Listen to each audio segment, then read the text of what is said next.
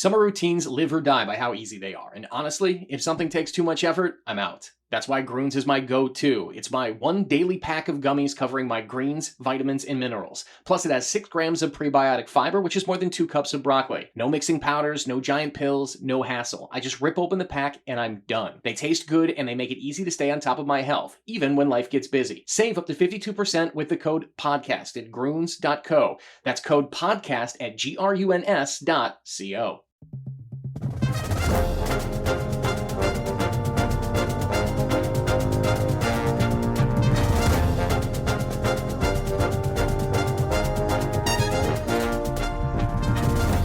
It's time for Mike Grimm's Go Gopher Podcast from Talk North. The Go Gopher Podcast is proudly presented by Sunbelt Business Advisors and True North Mergers and Acquisitions. Make the most for your life's work. Visit sunbeltminnesota.com or tnma.com. Cub sponsors the Go Gopher Podcast with Mike Grimm. Shop happy, shop Cub. PNC Bank also brings you the Go Gopher Podcast. PNC Bank, brilliantly boring.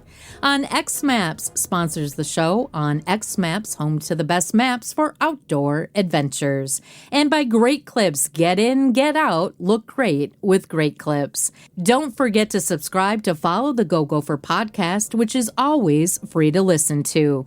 Now, from the Aquarius Home Services studio, here's 5-time Minnesota Sportscaster of the Year, the voice of the Gophers, and the host of the Go Gopher Podcast, Mike Grimm.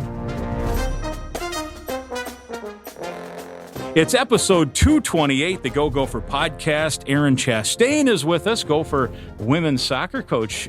Good to see you. Yeah, good to see you. Thanks for having me. Lots of stuff going on in the soccer world right now. Obviously, the Men's World Cup. We're going to hit on that. We'll talk about your team. You're in the middle of summer workouts, a little bit of your background as well. But I had Nico on last week. We're a little new setup here with the round table kind of. Nico and I had a 2-camera shot. You were just telling me that you guys were basically classmates here at the U because he was, of course, a student manager for the Gopher basketball team, and you were a soccer player for the Gopher women, right? Yeah, he's always been such a great guy, and so it was really fun to see him on his coaching journey, and then be able to come back here leading his alma mater and doing such a great job, and really excited to see the progress they're going to make in his tenure here. Yeah. Well, you look much better on camera than he does. He was on last week in our first ever video podcast. We've done audio podcasts for 4 years. That's why we're at 228 episode wise. But you get to break in kind of the new table look here. So love it. Here we are.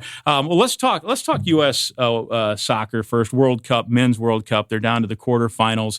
I always think it's fun. Soccer obviously is a popular sport worldwide, growing every year in America to the where it's a mainstream sport clearly now. But this every 4-year thing, it's a little like the Olympics, right? And so everyone pays attention. I was at a lunch yesterday. As we record, it's Wednesday. I was at a lunch yesterday, just eating lunch with a friend. It was his birthday, so I took him out to lunch, and that Egypt. And was it Argentina game was on? It was 2-0 late, and then all of a sudden Argentina scored. I mean, there were people in that restaurant they had a couple of TVs. It was just a barbecue place, and people were losing their minds. I mean, it has been so exciting, and I think to be a host nation, I think that's been great. I think to see the care that everyone has had toward the U.S. team and just hopping on bandwagons and the energy around that team has been really fun. But then the level of soccer, and especially recently in these knockout games, I mean, that Argentina game was incredible. And just to be here to see that and to see a player like Messi put the team on his back and come back from 2-0 down was really exciting. I mean, in soccer world, in soccer terms, he's an old man, but he's still getting it done. He is 39. These couple weeks are so fun sports-wise because you have Djokovic, and I'm a big Djokovic fan, and so they're both 39, Messi and Djokovic, so I think it's really fun to see. I think there was a meme or a GIF of, they're both 39 and they both won 3-2, Djokovic 3-2, Yeah. and then Messi 3-2. Yeah. So really fun. It's a time for old men, I guess. LeBron James may be a Timberwolf at some point too. What's he, 40 or 41 Yeah, years we'll old? see, So right? we'll see how that goes. But who knows? How much are you getting? I mean, obviously you're coaching, the women's soccer team here, but are you getting to spend some time watching these games though? Yeah, I mean, for me, I'm a fan of the game at my core. So I think we try to watch as many as we can in between recruiting and all the other things we have to kind of run a program here at Minnesota, but certainly have been really invested in watching the games, and it's been really fun. So I'm assuming then you watched the U.S. Belgium. We did. Was that Monday night? Monday night. Just kind of a bummer, right? I mean, the tide was rising. The whole country was watching. I think 30 million people was the rating or the number of people watching that match, and then they just didn't play very well. Yeah, I mean, right from the get-go, right? I think it just looked like a different energy among the group, and I think we just looked really tentative and a little soft in moments, which was surprising based on kind of the prior performances. But Belgium's really good, and so I think we have this expanded World Cup field this year, and so that might have given fans a false sense of where we are in the grand scheme of soccer, in the world, and so. I don't know that I was surprised that we lost. I think I was surprised about the way we lost and how we looked, and I wish it would have looked a little more competitive. But certainly, I think the positive of that expanded field was just the fans and the energy and the environment that was created in the U.S. for soccer. And hopefully that carries forward. Yeah, so all these host cities going crazy. I was watching the Seattle. That stadium's loud anyway. But then even the pregame shows are down on the pier, and the whole vibe. The pier is full of people. Atlanta had Anthony Edwards. I think was that last night. I think maybe that he delivered the game ball. He's from there, so Arlington, Texas, all these places, and all over the country. It was just amazing. Yeah, it was so fun, and it will continue to be fun. And I think as much as we want the U.S. to be playing, I think they've got a lot of work to do. And if you look at the teams that are still alive, they all have players that are they want the responsibility to be the one. You've got Harry Kane, and you've got Messi, and you've got Mbappe. Actually, France has 3 guys that want to be the one. So I don't think we have that yet. They want Pulisic to be that for us. I think he's got a softness to him where he might not be the guy for us. So I think it'll be fun to see this next 4-year cycle and hope that it will be different next time. I know since the loss, everyone was excited. Everyone said, hey, we've arrived. And then the trapdoor kind of falls out. Now everything goes negative for a minute, right? Because that's the nature of how I think Americans operate anyway. But there's been a lot of discussion within the soccer community and the soccer followers about the Europe model, especially in the pay for play, and is America behind? I heard someone this morning on the radio say we're 50 years behind still. I don't know. I have no idea. So I'll ask you, what is your thoughts on, first of all, just explain to people maybe, and I don't fully understand it, what the Europe model means, what you mean by that in terms of youth and moving up through, and how that some people would like that system kind of implemented here. Yeah, they really, it's more of a regional system, or I guess you could call it a state system, where kids play in their neighborhoods, and that's their team. And if they're really special, they get pulled out to an academy program, and that's awesome. And they don't really have to pay for that experience. Whereas here in the United States, there's a lot of high-level leagues that are making a lot of money on youth sports, right. And parents are paying a lot of money because they see dollar signs in what that could mean if their child is the one, right, which is rare. So, I even look at, my daughter plays in one of those leagues, and so we're paying fees that are very high but consistent across the country. And then you're traveling to California and to North Carolina and to all these tournaments, and you're spending money on that. So really, when they say pay to play, if you're dropping $15 to $20K a year on your youth sport experience for your child, you're paying a lot of money. Yeah. And in Europe, they don't do that. And so could we have a system like that? I'm not sure. Yeah. I don't know if the U.S. can be like other countries. But But certainly we'd like to see more players get the opportunity and not price players out. Right. And obviously that's successful in other countries. Yeah. And, part of that pay for play model, I think it is sometimes kind of crazy. You think about, hey, we're paying for a 12-year-old hockey, soccer, baseball, whatever it is, and 4 family members are going to hop on a plane and go someplace. When my son was 12, we all went to Cooperstown.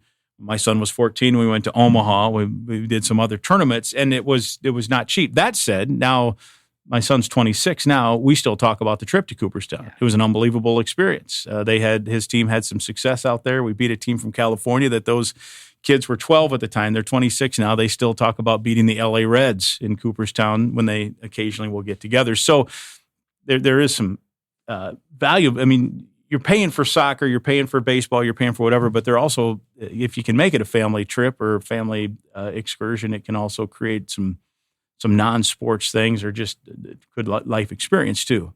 Oh, I totally agree. And if you play baseball, you got to go to Cooperstown at some point, right? Exactly. Absolutely rewarding experiences for these young kids. But again, if we want the level to improve, then we maybe need to be accessible for more people. Yep. And so I think that's the piece where we haven't found the right balance yet. And you mentioned some parents kind of chasing that, either the dollar signs or, hey, my kid could get a scholarship. And now my kid did not play college baseball, but I think, well, baseball gets 12 scholarships, right? And most of the scholarships aren't full.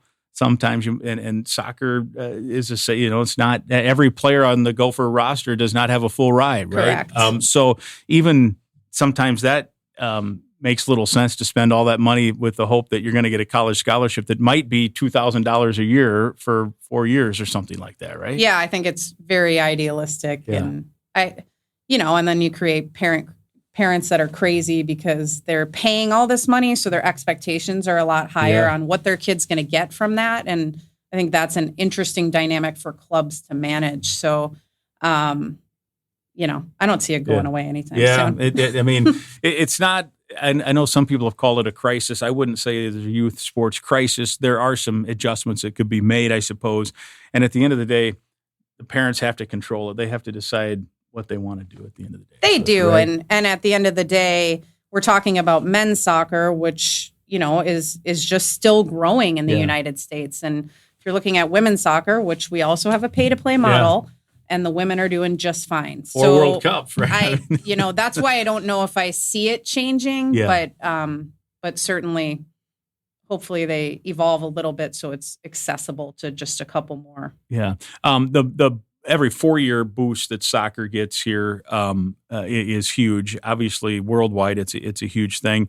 Kind of take me through what this can mean now. I mean, and we're going to talk about the 99 Women's World Cup here in a little bit. Your last name, people are going, hey, that last name sounds familiar. We'll talk about the connection certainly there from the 99 team. But to me, that was the bomb that set a whole bunch of, you're probably, well, I'm trying to put the math together live on the air Don't here. Do it. Yeah, don't do it. Don't it. do math live. But that event probably is catapulted either parents or young kids into girls or women you're coaching now, right? I mean, in terms of the generational pass it on. But this every 4 years World Cup, what do you see in terms of what it means to here in the U.S. soccer? Well, I think, it seemed like this is the most important sport in our country this past couple weeks. And so I think seeing that many fans and people getting behind a team and a nation and really being so invested in what the outcome of that match was has to pay dividends in terms of parents maybe putting more young men in soccer, or fan support across the country at the MLS level and at the NWSL level. And so I think it certainly should catapult us and continue to catapult us in a really good direction for soccer. And it's already a really growing sport. Right. And if you look at expansion teams in the MLS and expansion teams in the NWSL, it's really, really growing. So I think hopefully we just see that growth continue and that support continue, even though it wasn't the result that everybody was looking for. Right. And you got these athletes now are household names that are playing in the World Cup, right? Yeah. Which maybe 30 or 40 years ago, U.S. men's soccer, one, might not even have made it to this round of the World Cup, but two, probably not well known the way they are now. And not wearing jerseys and not near the visibility that I think an NBA player would have. And now I think that's going to really catapult it. So I think that will be really, really fun to see. And the expectations that come along with that of, hey, they're wearing my jersey out there. And, what does that now look like for me the next 4 years in terms of my training and being ready for that next moment? So I think it'll be really fun to see. So I've got to ask you about why what is the difference? The women have been so good and they're popular, and for 30 years we've been watching young girls wear Mia Hamm jerseys or Brandy Chastain jerseys or what have you. Why has it worked for the women from such an early time here? Well, I think you can look at a team in '99 and a similar kind of experience, although results different in terms of a country getting behind a team and then inspiring the next generation. And I think you saw that early for the women. So you saw that in '99, and now look where we are. And so now this is really the first time we've seen that about men's soccer and about the U.S. men. And so now, can we have that same path or trajectory with the men going forward, where maybe a young boy is deciding, do I want to play soccer or do I want to play basketball? And maybe they're really good at both. And I think before basketball is going to be the choice, maybe it'll be soccer now. And maybe that will help us have some of the best athletes playing men's soccer. And that would be the hope, because as a true soccer fan, I want the U.S. to be good for the women and for the men. And I think that helps everybody. Yeah. Brazil next year for the women, 2027, kind of exciting, right? So exciting. Yeah. So exciting. We saw a glimpse of that. The U.S. went and played 2 friendlies at Brazil, I think, to get a taste of the different environment they're going to encounter when they're there. Just crazy fans. And so I think it will be so fun. The women's game is at such a great place where there's so much parity. There are some really fun top teams. The U.S. has a wonderful leader in Emma Hayes. And so I think it will be really an exciting time to watch women's soccer. How do you think right now, a year out, the U.S. is stacking in there? They got to be amongst the favorites, right? Are they the favorite in your mind? I think they're one of the favorites. Okay. I think Spain is really good. Brazil's good. The U.S. is good. England's good. There's a lot of good teams and good levels, so I think it'll be really fun to see. But yeah, they're a top 4 favorite for sure. But I think it's anybody's to win. Yeah. So out of that top group. Now, will you try to make it to Brazil to watch any of the matches? Oh, I would love to be going to all the World Cup games. And when I'm retired, I think I'll do stuff like that. But it's such a heavy recruiting time for us, and we're doing phone calls. And so I think really hard to get there, but certainly I'll be a fan watching from home. So I'm visualizing, though, Coach Chastain is in Brazil. The U.S. is about to win the gold, and you're on a FaceTime with a recruit. Now, like, what a better selling point. Yeah. So talk to Mark Coyle, see if you can work it in as a business expense. Yeah. Maybe I'll do some recruiting over in Brazil right around that time. Right around that time. There's a top prospect you got to see. But there would be some value, I do think, with FaceTime that you could, hey, we're down here. This is how serious we're taking. Yeah, so I think there's my pitch for you. There would. Okay, I like that pitch. I'm on board with that. We mentioned the 99. And of course, your last name is Chastain. That's your married name. Your husband Chad's sister is indeed the famous Brandy Chastain. We were talking before we came on the air because I didn't know for sure if you knew her at the time. You said, nope, I was at a wedding. So tell us a story about at the Rose Bowl, the penalty kick.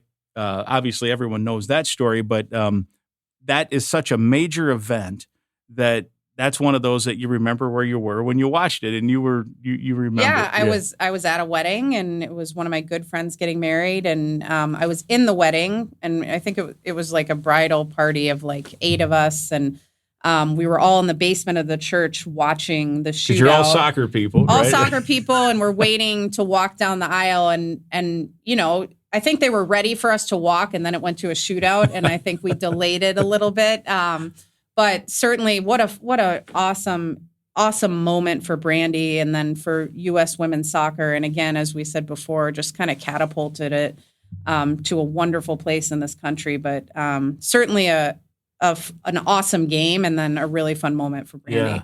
Yeah. And it was, so I was telling you too before we came on that I was out at the Rose Bowl last April, a year ago in April, I went to the AC/DC concert. I'm a rock guy. So I'm like, they're touring for the first time in 7 years. Let's go somewhere famous. And so my buddy and I went out there, and we're just standing there, and I looked over, I'm like, oh, they have a bronze statue of her. So I had to take a picture. It was pretty cool. But I mean, for her, and I'm sure you talked to her a lot. I mean, just one of the great moments in U.S. sports history, not just soccer history. But she can walk around the Rose Bowl and look at her own bronze statue there. Yeah, pretty sweet, right? Pretty sweet. Yeah. And I think what you said, it was just a moment in sports history, not women's sport history, not soccer, just across all sports, just a wonderful moment of celebration, of competition, and kind of just for the U.S. to say we've arrived, and for Brandy to say I've arrived, and I'm going to celebrate just like any soccer player celebrates when they score a huge goal. We've seen it in this World Cup. The shirt comes off, and the excitement is there, and that's what they do. So, was that a spur of the moment? Have you talked to her about that celebration? Yeah, spur of the moment for sure. Yeah. I don't think you can plan how a game goes and then say I'll be the fifth shooter. The best part about the story is that she took the penalty kick left-footed, and she's not left-footed, and she had missed a penalty kick earlier against the same goalkeeper earlier in the year. And so the coach said, hey, I want you to be the fifth shooter, but I need you to take it left-footed. And so for people that don't know that kind of even adds more to what a crazy good moment that is. Is that, would that be similar to like somebody taking a free throw left-handed if they're right-handed, or how or a boxer changing what? I think free throw is probably a good descriptor, would be my guess. I mean, she's obviously capable on both feet, and I'm guessing, I don't know as much about basketball, but I'm guessing sometimes guys switch and have a different layup hand. Right. Similar. Literally like that, yeah, that's pretty cool.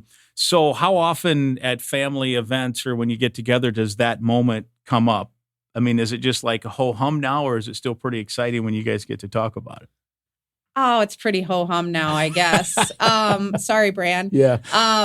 But I think, whenever we at home, if there's a commercial or, they're doing a Netflix movie on the 99ers. And so when we see something like that at home, it does get emotional in terms of it's still just wonderful to think about. But maybe ho-hum. It's been a while, right? It's been a minute. You can do the math on that one. 27, I guess, right? 27 years.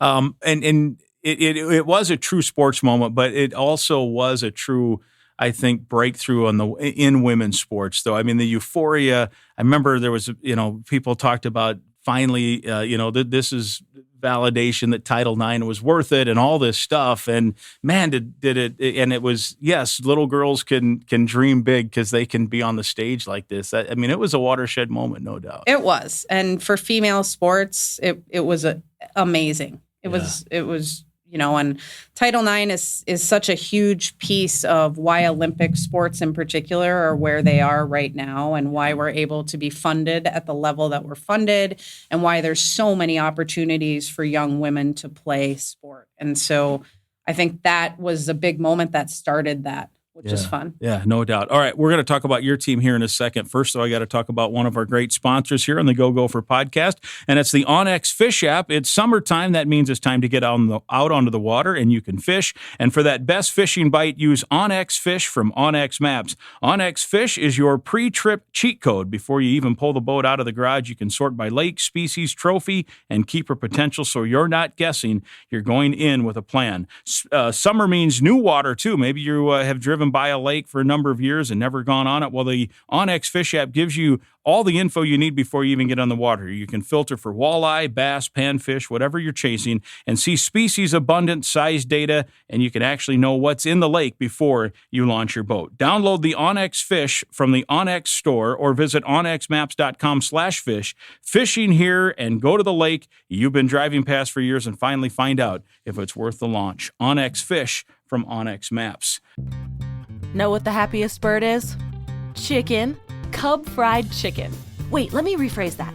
Know what bird makes people happiest? Cub fried chicken. Crispy, crunchy, juicy, perfectly seasoned. It's the kind of chicken that disappears faster than you can say, 8-piece, please. Or, let's be real, maybe 12-piece. Because when it comes to fried chicken, more just means more happy.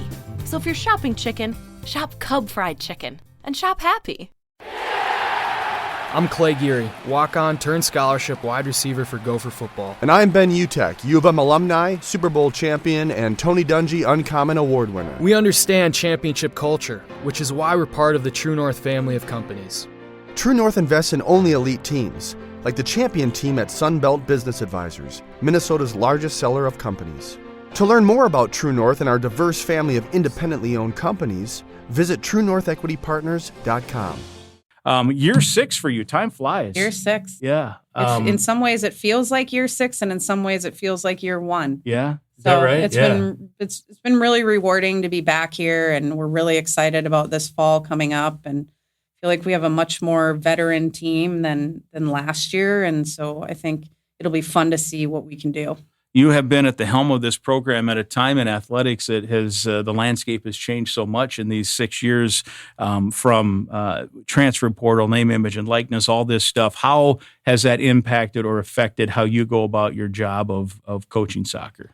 Yeah, I think, gosh, the turnover is different, right? In terms of the transfer portal and what your roster looks like, and not really sometimes knowing what your roster is going to look like exactly year to year based on who might leave and then who you might attract to come in. So I think that's probably been the biggest piece that we're managing and that has changed, and that we've had to kind of just figure out how it's going to look moving forward. But really what's not changed is that we just recruit kids that really want to be at Minnesota and that recognize what a wonderful opportunity is to be here and the resources that we have surrounding them. And so I think that's the piece where we always come back to, and no matter what, we want the kids that want to be here and think it's a really special opportunity. And the NIL, I'm going to ask you about NIL in a second, but the transfer portal, that can be good, that can be bad. Do you think for you guys it's been a net positive in terms of you've been able to go out and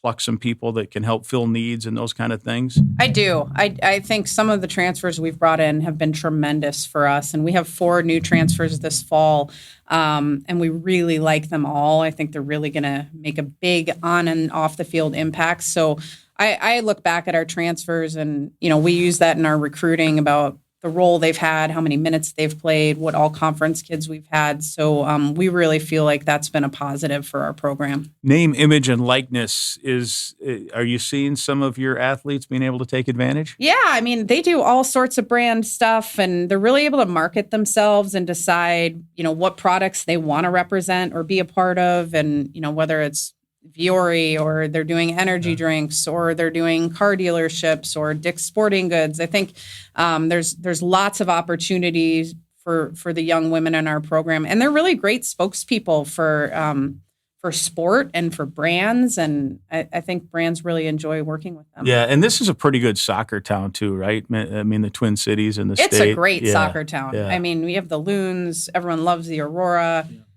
Gopher soccer, and then youth soccer is really big. So it's a really good soccer town. Elizabeth Lyle Robbie Stadium. What's it like having your team play there? And some of those nights when it's full has got to be awesome. Those are the best games, are the night games, and it's packed, and you're playing a Big Ten game or a really good non-conference team. And I never got to play at ELR, so I played across the street, and we loved our field, and we loved the games we played there. But to have lights and to have the surface we have, and to be in a wonderful facility funded by a wonderful woman that was a pioneer in sport, I think makes it mean a lot more. Summer workouts, kind of take us through what, I suppose every coach has a different style, and maybe even year to year, depending on what your roster looks like, how you approach summer workouts change or could change. So what's this 2026 summer look like for you guys? Yeah, well, surprisingly, so we now get to start practice next week, which is a couple weeks earlier than we ever have before. And so that's going to give us a month before our first game together. Usually they're doing a lot of that on their own in the summer. And so the ability to actually get in there and transition with them as we get ready for the fall season has been great.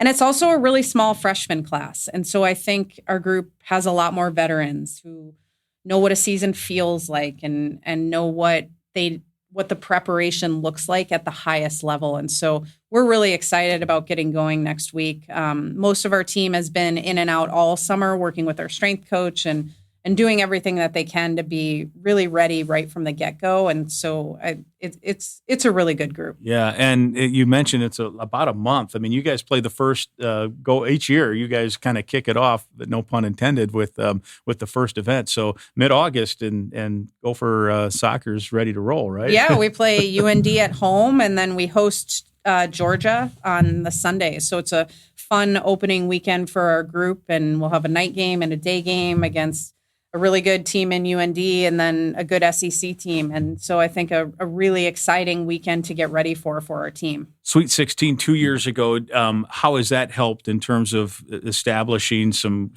credibility? May not be the right word, but just, hey, it can be done here. We can have success here when you go out and talk to recruits and even the current players that just understand we've proven we can do this. Yeah, I think it's paid huge dividends in recruiting in terms of just our program being recognizable and being able to show the teams we can beat at the highest level. And then we have players left from that Sweet 16 team who have experienced that. Some maybe didn't have a huge role, but will going forward. So they learned, what does that look like? And what do we need in terms of preparation to be ready for those moments that come with a game at that level?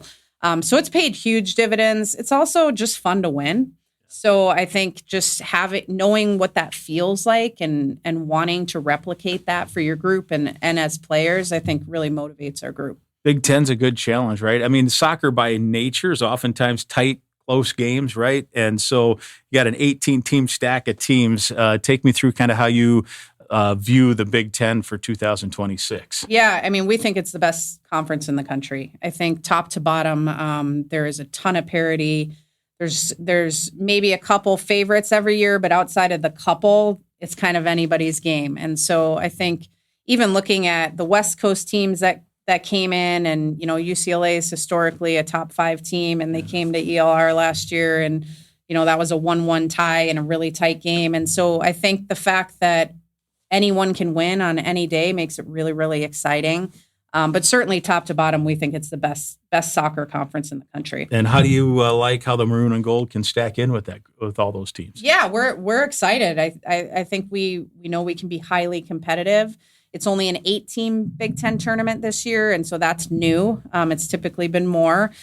So it'll be every point really, really matters. And, you have the 7 no plays, and so you get the schedule you get, and you got to win games and be ready for every single moment. Always dangerous when you start picking out individual players because you're worried about some that you may forget. But I do have to ask you about some of your returners. Take us kind of through who are some of the athletes that you'll be counting on. Like if you want to do special things and get into that 18 tournament and make some noise in the postseason and all those things, who are some players you'll be counting on? Yeah, I mean, luckily when I look at the list, it's big and it's a veteran group in terms of we just have a really big senior class, and I always think teams that do well typically have a lot of veterans who are ready for big moments and to make big plays. Sarah Martin will be in goal. She's a returning senior. She's had a wonderful offseason, and so we expect really big things from her. Caroline Birdsell is a returning forward. I think she's also had a really productive summer. She was injured all last summer prior to our season, so her preparation has looked really different, and that's been really fun. Taylor Heimerl, a local Rosemount kid, she had a wonderful spring with our team, and I think she's going to be really, really impactful. And we have Ava Westland, who's a transfer. We have Keegan, who will play in the back. I think it's a really well-rounded group, but certainly those are some of the names that stand out. Yeah. Newcomers, are you going to have some impact newcomers, do you think? Yeah, too? I think we will. We really like our freshmen. Again, small but mighty class. I think they're all going to be able to impact right away. Selah is a transfer from George Washington. We expect her to make a really big impact. Ava was a Cal Baptist kid. We expect her to make a really big impact. And then we've got lots of returning players that, maybe didn't have the role that they wanted last year and now know what it needs to look like. And so it'll be really fun to see who emerges. I think that's one of the most fun parts of being a coach. You can't always predict exactly what your starting 11 looks like. And we like those good surprises of, wow, we didn't know you were going to be that ready, and let's go. So I think that will be really fun. Said about a week away from the start of real practice, and the women have been doing their own summer workouts, and I'm sure you guys get to work with them some. But did you have any fun this summer? Did you and the family get to go anywhere, or is it just too busy as a coach this time of year? It's too busy. Actually, so for the first time, I actually had like a joint recruiting trip / watching my daughter play because it was at an event that I always go to every year, and she happened to be old enough to play in this year. And so I guess that was a fun little trip and experience for us. And then I have a rising college freshman. And so we did orientation at University of Kentucky, which is where she's going to go. A Wildcat. Huh? A Wildcat. So that was bittersweet, I think, more than anything else. But so otherwise, just lots of World Cup, Wimbledon, watching sports and hanging out. So who's your pick for the men's World Cup? What country, what team? Yeah, gosh, I think France is the most talented, but England somehow has my heart for this World Cup. Yeah. I love Harry Kane, so I'd love to see them pull it out. There's so many good storylines. I think it's really hard to pick when we think about those teams, but I think I'm rooting for England. He had the 2 goals. Who did they beat? They were down. So they beat, I should know this. Yeah, I can't remember off the top of my head either, but he had 2 late goals basically, right? He had 2 late goals. Yeah. And they had 3 goals in the game, and I'm blanking on who. I can't remember. That was that Congo or is that? No, I can't remember. I'll remember later. Yeah, we'll you. both remember. You know, you and I are both over 50. When we hit that age, it's hard to remember. I can't believe you aged me on the podcast. Well, I can edit that out. Now that it's on video, I was hoping I look way younger than 50. But people see be surprised. People be surprised. There's no way she's over 50. Yeah, that's what it'll be. How about Wimbledon? Who do you like in Wimbledon? Well, I love Djokovic, and I'm a huge tennis fan, and so I would love to see him win another Grand Slam. That would be a great way to. I mean, I shouldn't say to leave because he might play another 4 or 5 years, but I think it's safe to say he's on the he's on the downward track toward retirement at some point. So it'd be a good exclamation point. It'd be really fun. It's been amazing. Yeah, really fun. Sure. I always root for the. I mean, I guess he's kind of an underdog because he's not a top 4 seed. I don't know if you could ever call him an underdog, but I always root for the older ones that I've been watching for a long time, and it's fun to see them have success. Yeah. I can't believe a month away, you guys will be playing for real. So gophersports.com, Gopher fans, get your tickets, season tickets. I know you have a great loyal base of season ticket holders, but with this World Cup, maybe we can add a few more soccer fans coming out and watching you guys. Yeah, we would love to have anyone who wants to be out there. It's a great environment. Wonderful young women play for our program, and it'll be a really high level. Thanks for coming on. Appreciate it. Yeah, thanks for having me. Erin Chastain with us. It's episode 228. This is Jim Suhan for TSR Injury Law, 612-TSR-TIME. TSR Injury Law started off as a small business. They are now a large, very successful business because they help people, because they win cases. If you are injured, call 612-TSR-TIME. They will help you out or point you in the right direction. They will not charge you unless they win your case, and they win a lot of cases. We don't want you to need their help. They don't want you to need their help. But if you do need their help, call 612-TSR-TIME. Let me talk a little bit about one of our brand new sponsors. We're so happy to have them with us, PNC Bank. PNC prides itself on being boring, but the truth is they couldn't be more excited to serve the dynamic Twin Cities community and the entire state. For more than 160 years, they've quietly toiled away to deliver brilliant results for their equally brilliant clients. They've dedicated PNC teams throughout the local area, all ready to do the boring work to help you unlock your own brilliance. PNC Bank, brilliantly boring since 1865. PNC Bank, National Association, member FDIC. We're proud to have them on the Go Gopher podcast. This is week 2 for them. They're also a big sponsor of Hockey Day Minnesota, as we found out last week, and it's our pleasure to welcome Brad Piper, who's president of Hockey Day Minnesota in Brainerd this year, coming up, well, I should say next year, 2027, January. And Brad, good to see you. Yeah, thanks, Mike. It's great to be here. Thanks for making the trek down from Brainerd. You're wearing the hockey shirt with the patch and the logo. So much exciting stuff to talk about Hockey Day Minnesota. There'll be some Gopher flavor in that as well. Let's start with just generally the event. How's planning going? It's a whole community, really a regional thing, I would assume. Yeah, well, as you probably know, this is the 21st year of Hockey Day Minnesota, and since its start, it's gotten bigger and bigger every single year. And so certainly when we accepted that baton a couple years ago, we're excited to continue that tradition of making this big. I feel really good about where we're at in the planning process. We've been at this since 2025, and we've got a great leadership team up in the Brainerd Lakes area and a community that's really come around and gotten excited about this event. So we're excited to put on what we expect to be the biggest hockey day ever. Yeah, and I know with venue, which we'll talk about here in a second, there's an opportunity that this could be the biggest hockey day ever, not just in general terms, but in attendance and all of that stuff. But we're going to hold that thought for a moment because you've got a cool thing coming up next month, August 11th, 12th, a couple of days of golf to help kind of build awareness and help raise some money for a good cause. Tell us about the Hockey Day Minnesota Golf Classic at Madden's. Yeah, well, our friends at PNC Bank generously offered their Rink Roots program to us as part of Hockey Day, and what they typically do is do on-ice work with the Gopher hockey team, the men and women Gopher hockey team, and we're going to be doing that. We're going to be doing an on-ice program for Pee-wees and below at Breezy Point and also in the Brainerd rink.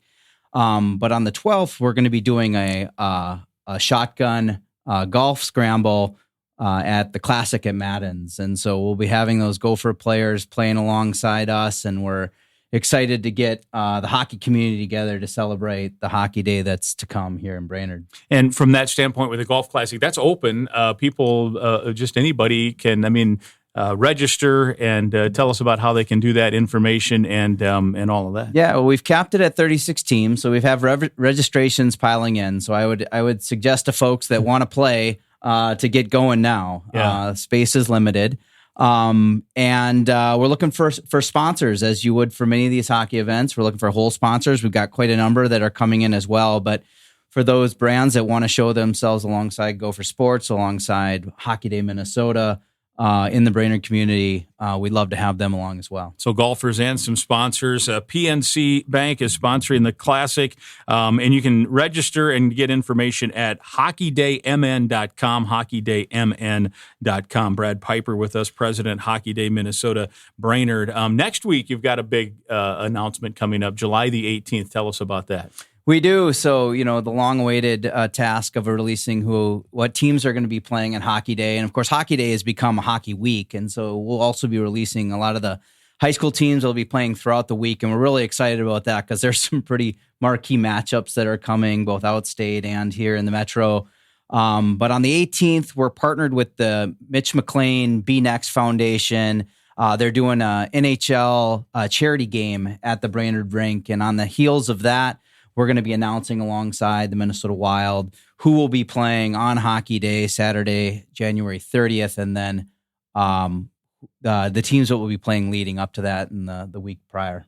So one of the big days, as you mentioned, it's a week-long celebration in January, but January 30th is kind of, would you call that the marquee day of the whole week? Yeah, and hopefully I'm not getting ahead of ourselves. Yeah. That is our expectation that the game will be on the 30th. We won't know that for sure until the NHL schedule comes out on the 15th or so, but we fully expect that it'll be January 30th or a week or the week before, the week after. that will be holding that event.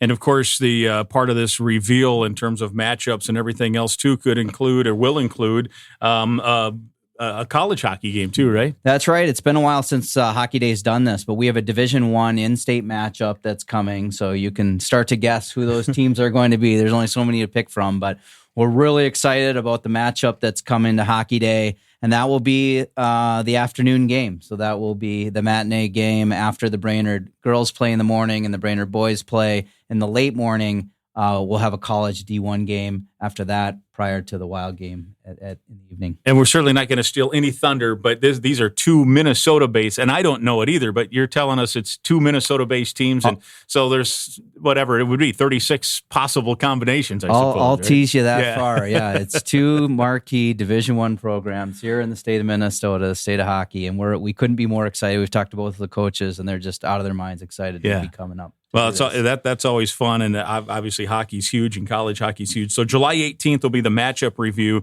We mentioned the Golf Classic on August 12th. You also have a Be Next Foundation charity game. Tell us about that. Yeah, so Mitch McLean is a player. He played at Bowling Green and then played for the Wild. Played in the NHL or the AHL, the NHL and the AHL for a while, and has given a lot back to the community through his Lakes Hockey Academy that he puts on every summer. But he's going to be putting on a game. Gates open at 11:30. There's going to be a tailgate party for 2.5 hours. Puck drops at 2. And you're going to have big names. I mean, I'll tease a few. Matt Boldy will be there. Cole Smith, just coming off of the Stanley Cup final.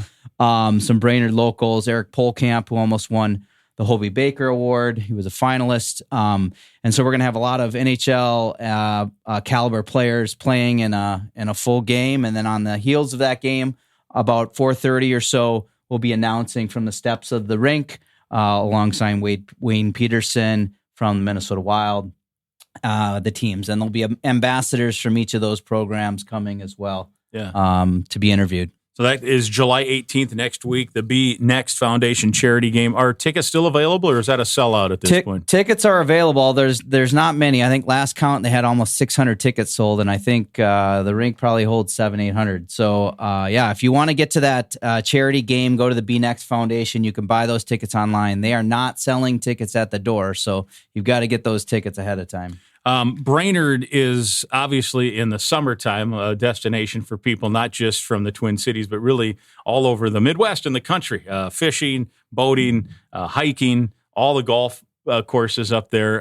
In the winter, in January, there's some pretty cool things to do up there too. Yeah, and that's really why we pursued this at the beginning. I mean, everyone knows about Brainerd. We're just coming off the 4th of July holiday where it was absolutely smacked everywhere, and we love it, locals and visitors alike. But yeah, Brainerd has a lot to offer in the wintertime with recreation as well. And we're really going to be celebrating our great restaurants in the area, our great resorts in the area, and all the great activities there are to do in and around the Brainerd Lakes area. Ice fishing, I would think, is a prime example of that time of year. It is, yeah. Brainerd International Raceway is on the south side of North Long Lake, and so there may be some anglers out there. And I know the JC's Fishing Extravaganza will be the week following, so we've already been coordinating to co-promote with those guys as well. Yeah, wintertime is the time to celebrate, that's for sure. You mentioned the raceway, Brainerd International Raceway. I think it's a venue. Now, I enjoy racing. I watch that race. I will catch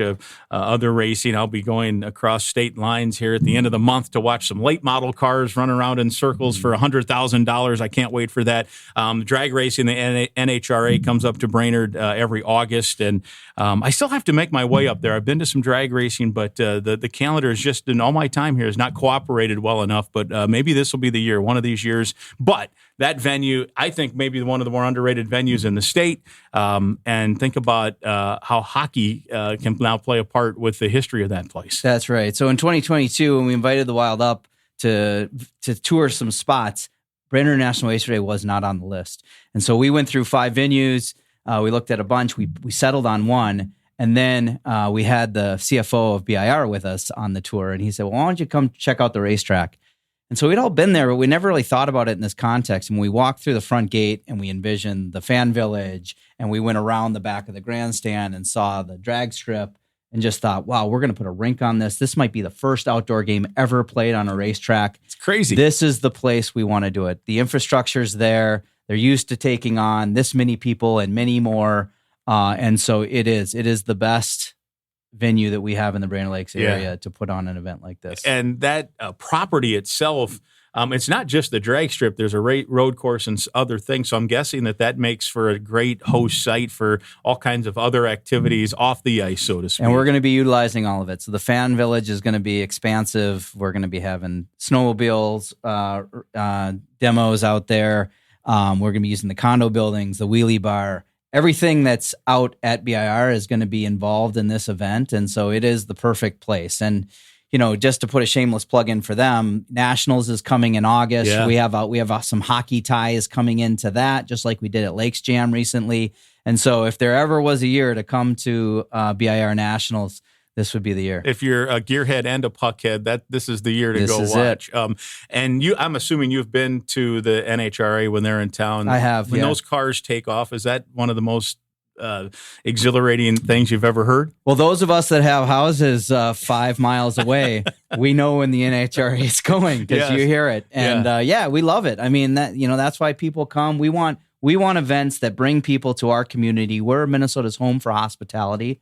And we love it when people gather here in the Brainerd Lakes. When I try to myself envision this, and I'm sure you've envisioned it, so it's a 1/4-mile drag strip. A hockey rink obviously is not going to go a full 1/4 mile. The bleachers are there. I mean, we're talking there could be 15,000, 20,000 people watching hockey on this racetrack? Without bringing in portable bleachers. That's right. Yeah. So there's room for 15, 20,000 people to watch this game. The rink's going to be set up near the tower suites for those that are familiar. And between the tower suites and the grandstand will be the VIP area. And the game's going to look down the return track. And so they've dropped it and butted it right up against the fencing in front of the grandstand. So there's going to be great viewing areas for everybody. They're, whether you're high or low, it's going to be a great place to watch hockey. Man, it's so fun. Yeah, it'll be roughly the last week of January, Hockey That's Day, the plan. Minnesota 2027. Brad Piper with us. One quick final plug again for the Golf Classic, PNC Hockey Day Golf Classic. That's coming up next month, August the 12th. HockeyDayMN.com for all of that. Brainerd, has so much going for it. There's some. You mentioned a few of the ties. There's some good hockey players that have come out of that area, right? Yeah, well, as many know, Brainerd's the home of Minnesota hockey camps. So Herb Brooks put his stamp on the state in the Brainerd Lakes area, and that camp continues to be run by Chris Stewart and his family. And so, there's a lot of players that have come through there in the community and around the community. And so, the bloodline runs deep. Yeah. Brad, what do you do when you're not planning Hockey Day Minnesota for real life? Well, my side gig at the moment is I'm the CEO of American Peat Technology in Aiken. We're kind of an ag tech business helping farmers grow crops and golf courses grow grass, and we treat some water, and we make some whiskey actually down here in Minneapolis. Wow, how about that? Yeah. Might have to have a taste test when we come up next month because I'll be there as well as part of this Hockey Day Minnesota Golf Classic, which will be fun. Next week, the fun really begins with the reveal of some of the matchups. Yeah, we're so excited for everything that's to come. The event in January, but we have events coming each month leading up to January, and so we invite you and yours to come see us. HockeyDayMN.com for all the details. Brad, thanks so much. Appreciate you spending some time with us here. Yeah, so great to be with you, Mike. All right, Brad Piper, he's president of Hockey Day Minnesota. Brainerd should be just a great event, and this is the Go Gopher Podcast. Mike Grimm's Go Gopher Podcast was sponsored by Sunbelt Business Advisors and True North Mergers and Acquisitions, by Cub, by PNC Bank, by OnX Maps, and by Great Clips. Remember, it's always free to listen to Mike Grimm's Go Gopher Podcast. You can follow or subscribe the podcast. Mike will be back next week. Thanks for listening.